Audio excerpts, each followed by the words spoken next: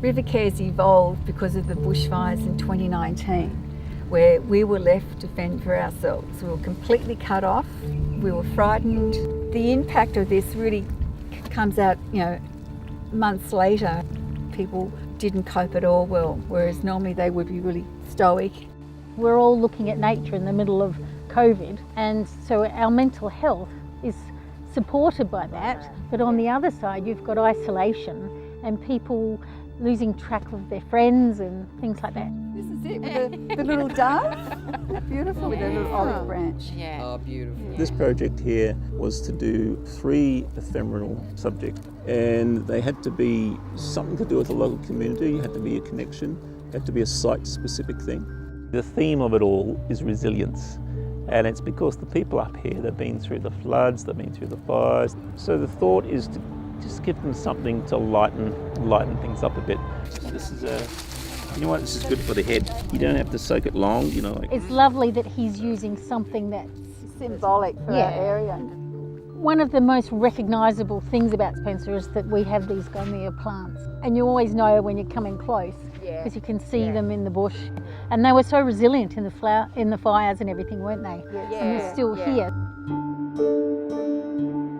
While we're a very close community, it's still very easy to be isolated.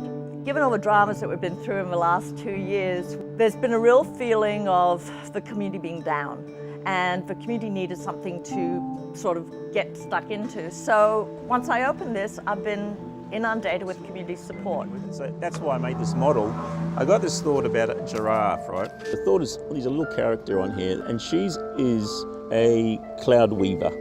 Right, so she rides the giraffe to get up to grab the fleece of the clouds to spin into wool, and then these people weave it.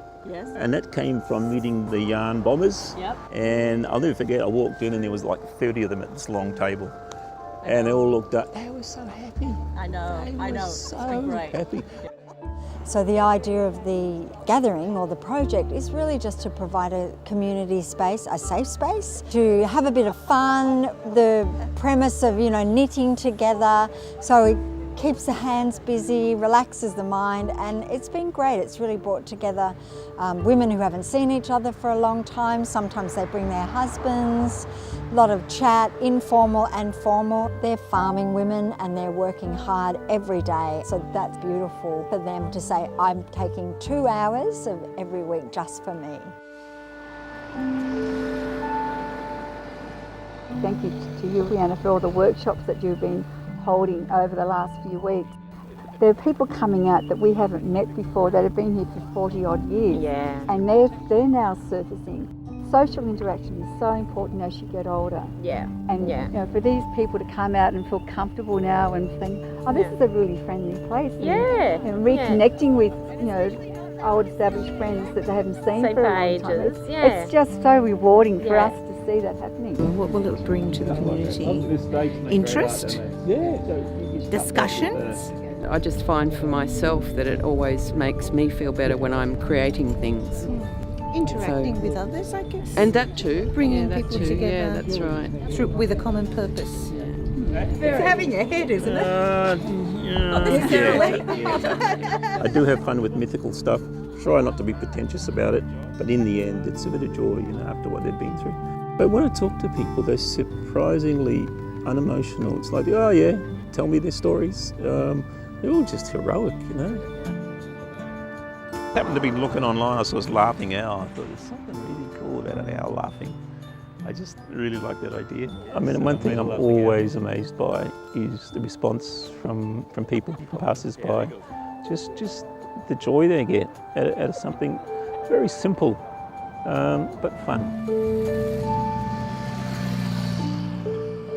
We're actually doing our first tree installation, our piece of art here at the Hub. And it's going to look fantastic because it's all so much done from the heart. I think what our yarn bumming is doing is allowing people that little step into being part of a community in a totally non-threatening way.